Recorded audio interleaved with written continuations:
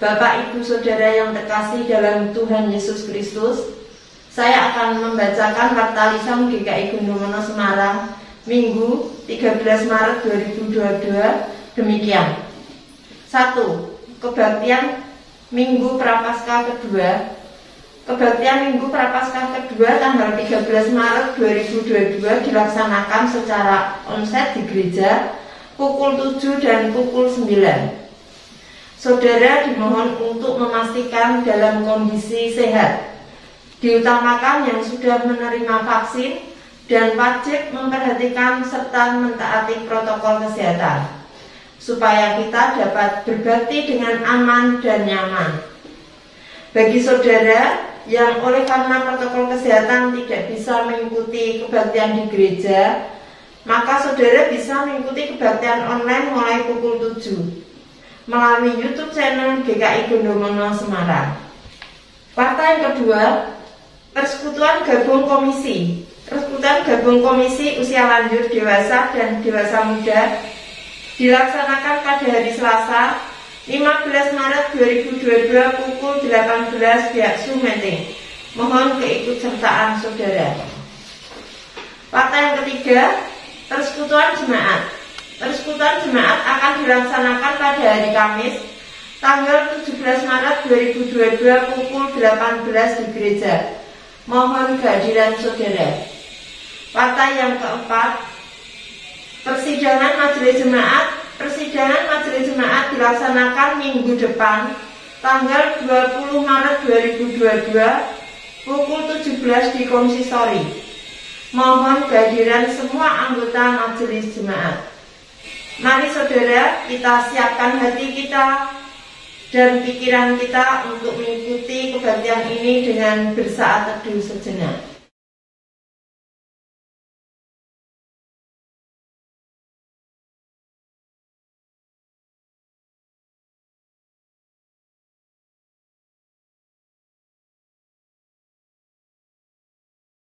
Saudara, saya undang untuk bangkit berdiri.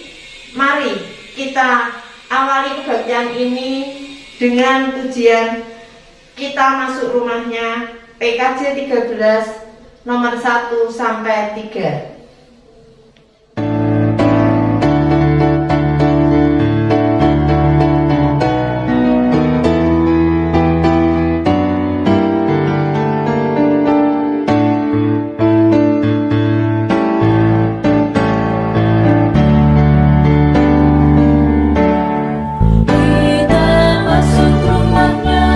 Berkumpul menyembah kepadanya.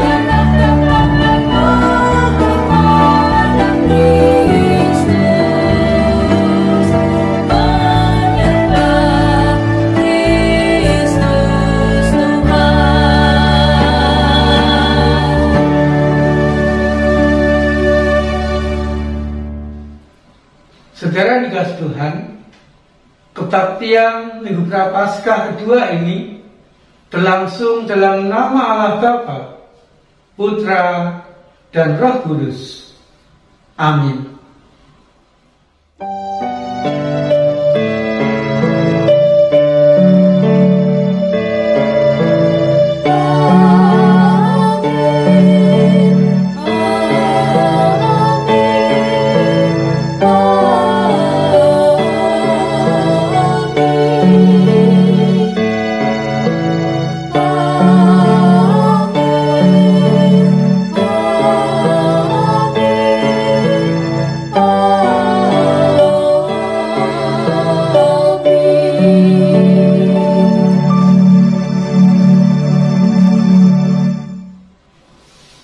Salam kasih dalam Tuhan Yesus Kristus beserta saudara. Dan beserta saudara juga. Saudara, mari kita mensyukuri pengorbanan Kristus yang telah mencurahkan darahnya guna menebus dan mengampuni kita dari dosa melalui 1 Petrus 1 ayat 18 sampai 19 demikian.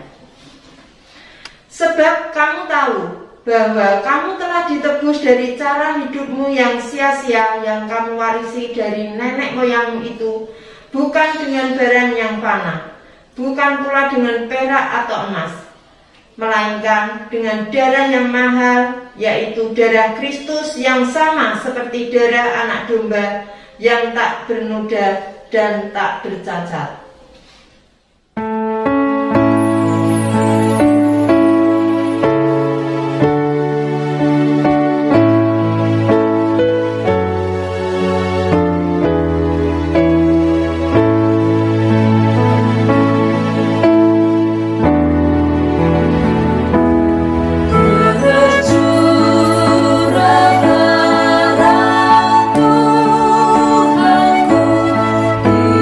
Tuhanku,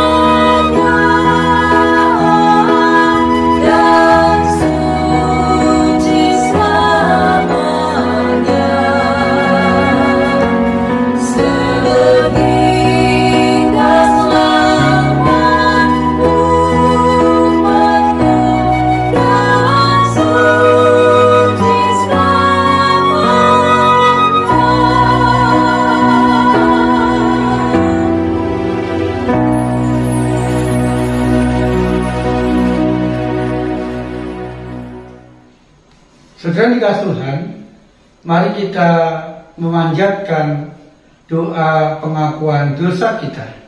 Kita berdoa, saudara. Kami mengucap syukur ya Tuhan, demi menyelamatkan kami, demi menebus kami dari belenggu dosa, demi mengampuni kami. Engkau rela berkorban, menyerahkan nyawa, mencurahkan darahmu yang mahal itu di bukit Golgota. Biarlah kami senantiasa mensyukuri penderitaan dan pengorbananmu yang menyelamatkan kami itu dengan hidup setia dan taat kepadamu.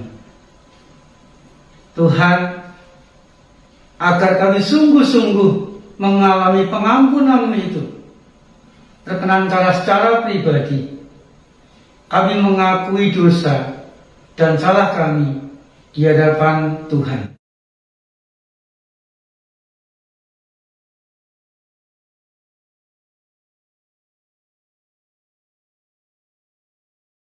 Di dalam nama Tuhan Yesus Kristus, kami panjatkan doa pengakuan dosa kami. Amin. Saudara dikasih Tuhan, saya undang untuk bangkit berdiri. Dengan sukacita mari kita bersama-sama menerima berita anugerah dari Yakobus pasal 1 ayat 12. Demikian saudara. Berbahagialah orang yang bertahan dalam pencobaan, sebab apabila ia sudah teruji, ia akan menerima mahkota kehidupan yang dijadikan Allah kepada barang siapa yang mengasihi Dia. Demikianlah berita anugerah dari Tuhan. Syukur kepada Allah.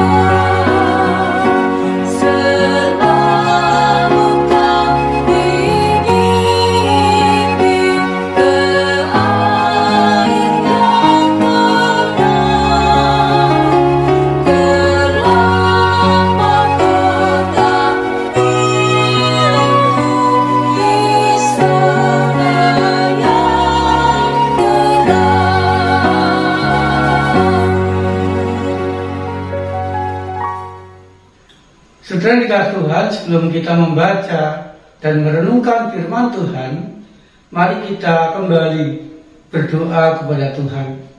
Kita berdoa, saudara.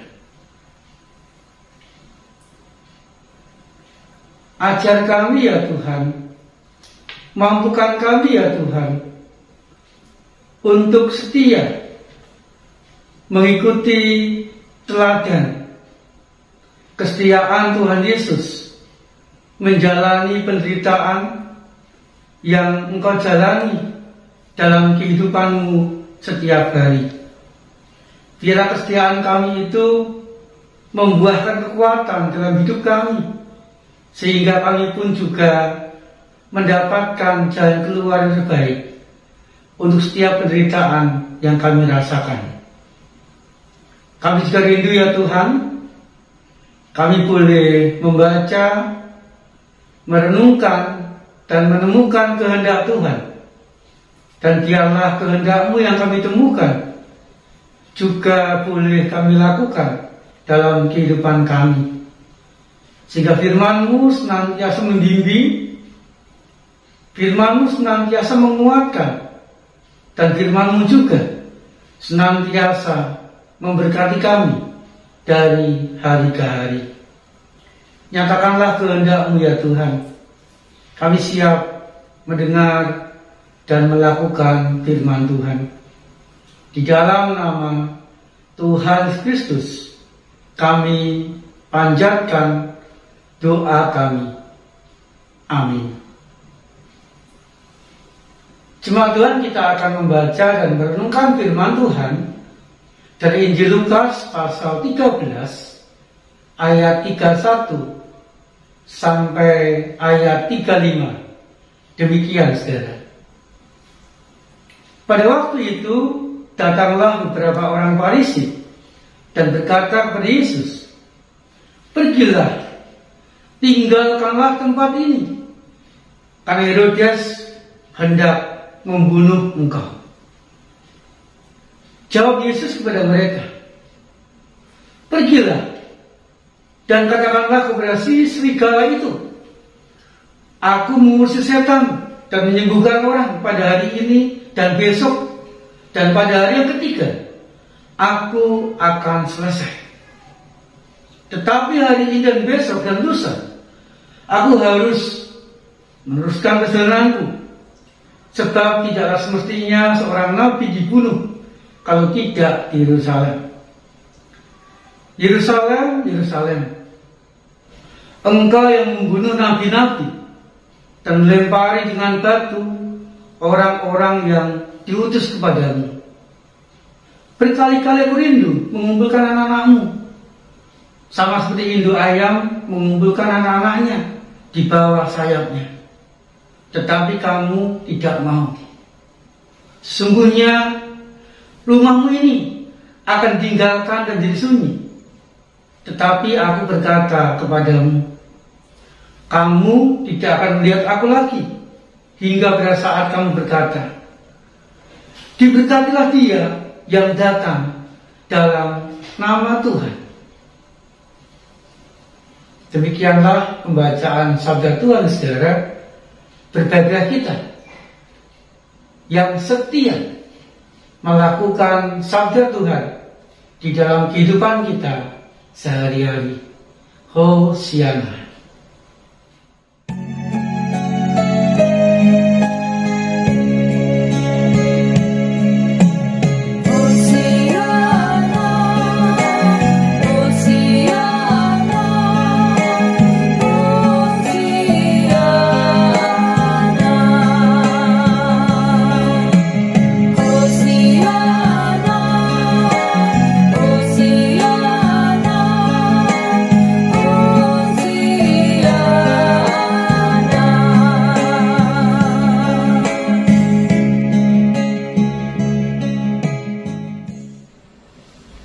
Saudara dikasih Tuhan, tema khotbah kita saat ini adalah mengikut teladan penderitaan Kristus.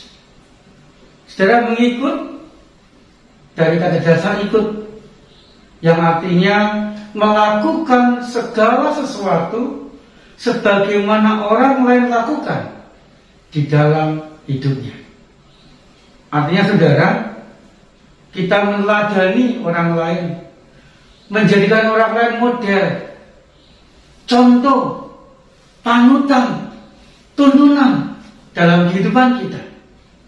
Sehingga apapun yang orang lain itu lakukan, idola kita itu katakan, idola kita itu pakai dan idola kita punya, maka dengan cepat akan kita tiru, akan kita lakukan seperti apa yang idola kita lakukan, punyai dalam kehidupan mereka. Saudara dikasih Tuhan, ketika kita punya idola, punya panutan, tentu kita juga ingin sekali berjumpa dengan idola kita itu. Dan ketika berjumpa, itu merupakan sesuatu yang sangat menyenangkan. Bisa bercakap-cakap, bisa mengenal lebih banyak, dan bisa meniru apa yang dilakukan, yang dikatakan, bisa memiliki apa yang dimiliki oleh idola kita itu. Itu mengikuti idola kita. Saudara Tuhan, demikian juga dengan mengikut Yesus. Mengikut Tuhan Yesus bisa diartikan melakukan segala sesuatu sebagaimana Tuhan Yesus kerjakan, katakan dalam hidup Tuhan Yesus. Dalam arti meneladani, menjadikan Tuhan Yesus sebagai model, sebagai idola dalam kehidupan kita. Kita senantiasa mencontoh, kita senantiasa meniru apa yang dikatakan, apa yang dilakukan Tuhan Yesus dalam kehidupan Tuhan Yesus di dalam kehidupan kita. Kita menjadikan Tuhan Yesus tuntunan dan panutan di dalam kita melangkah dan menjalani hidup. Mengikut Tuhan Yesus juga berarti kita senantiasa mengingat, ingin dekat dan senang berjumpa dengan Tuhan Yesus. Sehingga saudara, kehidupan kita diwarnai oleh apa yang dikatakan, oleh apa yang dilakukan, oleh apa yang dikehendaki Tuhan Yesus di sepanjang kehidupan kita. Saudara dikasih Tuhan, ketika kita diminta untuk meneladani Tuhan Yesus, pertanyaannya adalah apa yang harus kita teladani, apa yang harus kita ikuti dari Tuhan Yesus di dalam kehidupan kita sehari-hari. Saudaraku, kita diminta untuk meneladani Tuhan Yesus dalam hal kesetiaan. Tuhan Yesus menghadapi dan menyelesaikan penderitaan dalam hidupnya. Saudara, saat itu orang-orang Farisi adalah orang-orang yang tidak menyukai keberadaan Tuhan Yesus di Yerusalem. Mengapa, saudara? Karena orang-orang Farisi adalah orang-orang yang ingin dihormati oleh pengikutnya. Dan mereka semakin bangga, mereka semakin senang kalau dihormati semakin banyak orang yang mengikutinya. Pada waktu itu, saudara, ketika Tuhan Yesus mengajar, Tuhan Yesus memberitakan Injil, ternyata semakin banyak orang yang percaya kepada Tuhan Yesus. Semakin banyak orang yang mau mengikuti Tuhan Yesus. Bahkan, saudara, banyak juga pengikut orang-orang Farisi yang akhirnya beralih menjadi pengikut Tuhan Yesus. Artinya, saudara, pengikut orang-orang Farisi semakin berkurang dan berkurang. Ini yang membuat orang-orang Farisi tidak suka kepada Tuhan Yesus, yang membuat orang-orang Farisi iri kepada Tuhan Yesus, yang membuat orang-orang Farisi menjadi membenci Tuhan Yesus. Saudara, rupanya rasa iri, kebencian orang-orang Farisi sudah begitu dalam sehingga dia membuat kabar hoax, membuat kabar bohong kalau Raja Herodes akan membunuh Tuhan Yesus. Sudah dikasih Tuhan, ketika mendapat ancaman dari Raja Herodes bahwa dirinya akan dibunuh, walaupun itu kabar hoax, Tuhan Yesus tidak takut kepada ancaman itu. Tuhan Yesus pun juga tidak segera meninggalkan Yerusalem, melarikan diri dari ancaman itu. Tetapi Tuhan Yesus tetap berkarya untuk memberitakan kebaikan kepada semua orang. Bahkan Tuhan Yesus mengatakan kepada orang Farisi, jawab Yesus kepada mereka, pergilah dan katakanlah kepada si serigala itu, aku mengusir setan dan menyembuhkan orang pada hari ini dan besok, dan pada hari yang ketiga aku akan selesai. Artinya saudara, Tuhan Yesus menyadari bahwa jalan hidup yang akan dia lalui adalah jalan hidup yang penuh dengan penderitaan, penuh dengan bahaya, bahkan penuh dengan ancaman. Tetapi saudara, Tuhan Yesus tidak takut terhadap ancaman itu. Tuhan Yesus tidak takut menjalani penderitaan dalam hidupnya. Dan Tuhan Yesus tidak melarikan diri, tidak meninggalkan kota Yerusalem. Malah dia mengatakan kepada orang-orang Farisi itu, hari ini dan besok aku tetap berkarya untuk mengusir setan, untuk menyembuhkan orang sakit, untuk menolong orang yang membutuhkan. Aku akan tetap berbuat baik dan berkarya demi keselamatan semua orang. Saudaraku yang dikasihi Tuhan, walaupun dia mengalami penderitaan yang luar biasa, tetapi Tuhan Yesus setia menjalani, menyelesaikannya dengan baik. Karena saudara, dia yakin bahwa penderitaan akan berakhir dan Allah Bapanya akan memberi kebangkitan. Allah Bapanya akan memberi kemenangan. Dan itulah yang diyakini Tuhan Yesus, sehingga dia terus berkarya, terus menjalani kehidupan yang sulit, menjalani kehidupan yang penuh dengan penderitaan dengan kerelaan dan sukacita. Saudara dikasihi Tuhan, Tuhan Yesus sudah memberikan teladan yang sangat baik bagi kita menghadapi dan menjalani penderitaan dengan penuh kepasrahan kepada kehendak Tuhan, dengan penuh semangat dan penuh sukacita, sehingga Tuhan Yesus benar-benar mengalami keberhasilan di dalam hidupnya. Saudara, mari kita mengikuti teladan penderitaan Tuhan tadi dengan kita jadikan panutan, tuntunan dan contoh dalam kehidupan kita.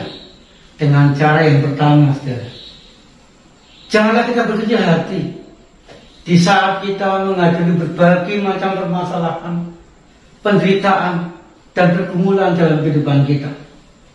Tetapi saudara, mari kita jalani berat ringannya kehidupan kita dengan tetap penuh semangat, karena Tuhan akan senantiasa memberikan kemenangan dalam kehidupan kita. Kemudian yang kedua, saudara, mari kita merendahkan hati kita kepada Tuhan. Dalam arti kita belajar mensyukuri setiap kehendak Tuhan yang terjadi dalam kehidupan kita, walaupun kadang-kadang sulit dan berat, bahkan berbeda dengan keinginan kita. Saudara dikasihi Tuhan, ketika kita sungguh-sungguh mampu mensyukuri setiap kehendak Tuhan dalam kehidupan kita, maka kita pun akan mampu menjalani segala sesuatu dengan penuh kerelaan, tetap bersemangat dan sukacita, sehingga saudara, kita pun akan berhasil. Dalam arti kita akan sukses, kita akan bertumbuh, kita pun akan mengalami damai dalam kehidupan kita. Kita bisa bergaul dan bekerjasama dengan semua orang. Dan kita pun akan mengalami kebahagiaan di sepanjang kehidupan kita. Kita dapat menikmati jerih payah kita dengan penuh sukacita dan syukur. Saudara, mari kita mengikuti teladan Tuhan Yesus dengan tetap setia di dalam menghadapi dan menyelesaikan penderitaan kehidupan kita dari hari ke hari. Saat ini bagi kita semua.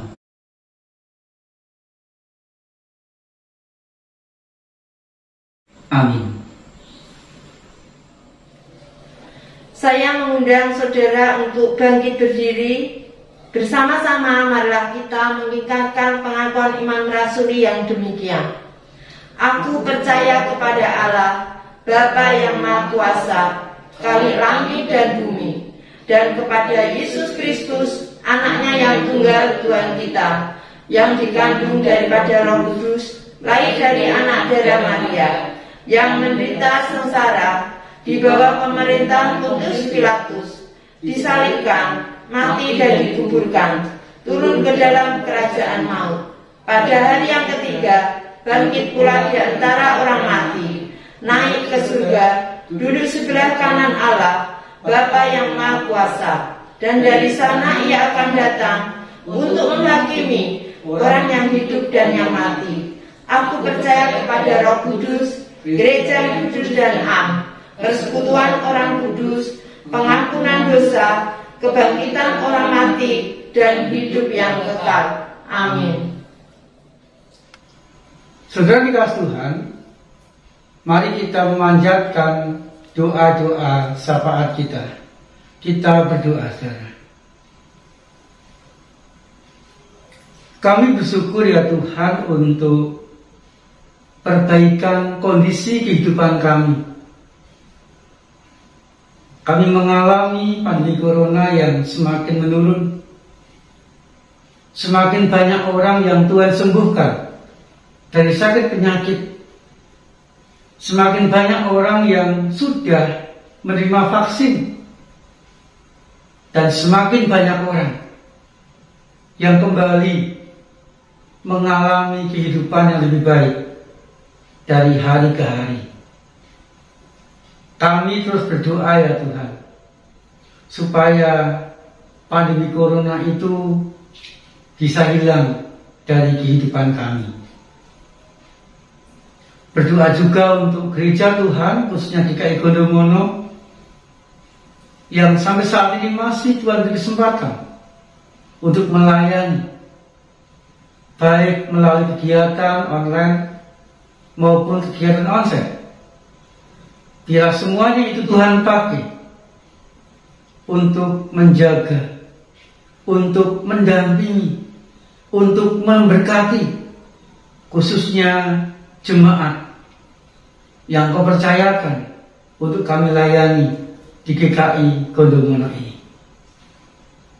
Berkati kami sekeluarga ya Tuhan, supaya kami pun juga senantiasa mendapatkan yang terbaik, mengalami pendampingan Tuhan, sehingga kami sekeluarga boleh merasakan cinta kasih, kerukunan, saling mendoakan, dan saling menguatkan seorang terhadap yang lain. Berkati pekerjaan usaha kami ya Tuhan, biarlah membuahkan rezeki bagi kami. Berkati anak-anak supaya mereka pun juga boleh sekolah atau kuliah dengan baik. Kami juga rindu ya Tuhan, Engkau memberkati perdamaian dunia, khususnya biarlah ada perdamaian antara Rusia dan Ukraina.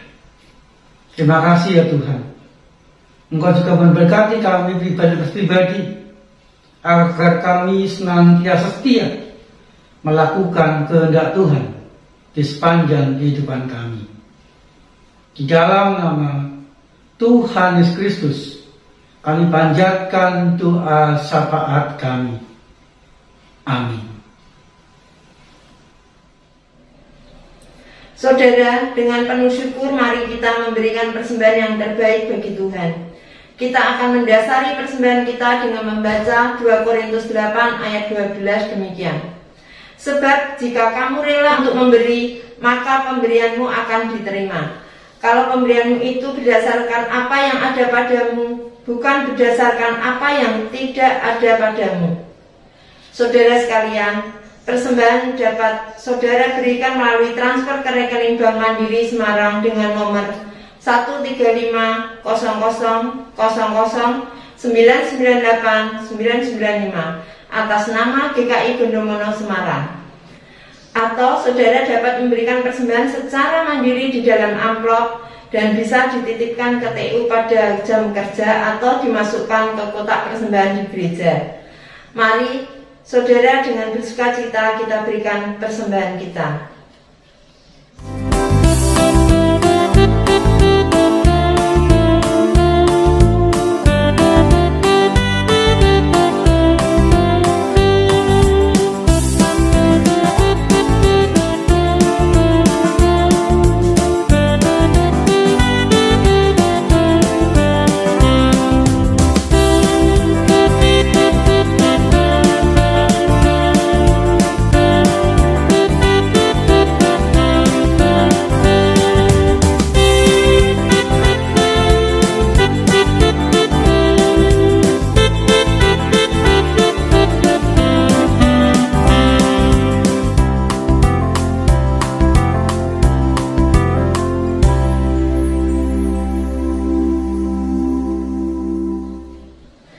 Jemaat dimohon untuk berdiri, mari kita membawa persembahan dalam doa.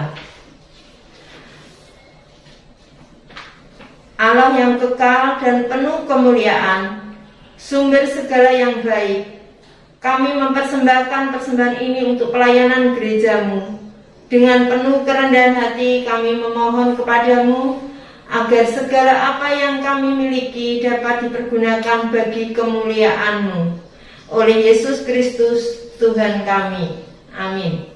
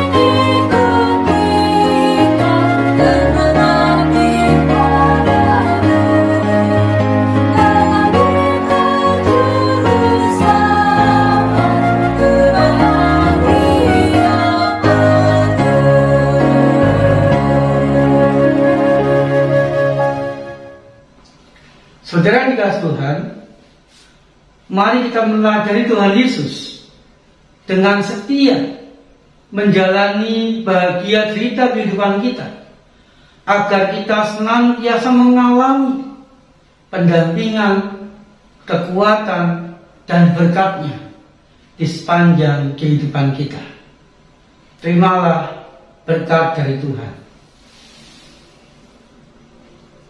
Pemeliharaan Bapa, kasih dan pengampunan Kristus, serta persekutuan dengan Roh Kudus menyertai saudara kini dan selamanya. Amin.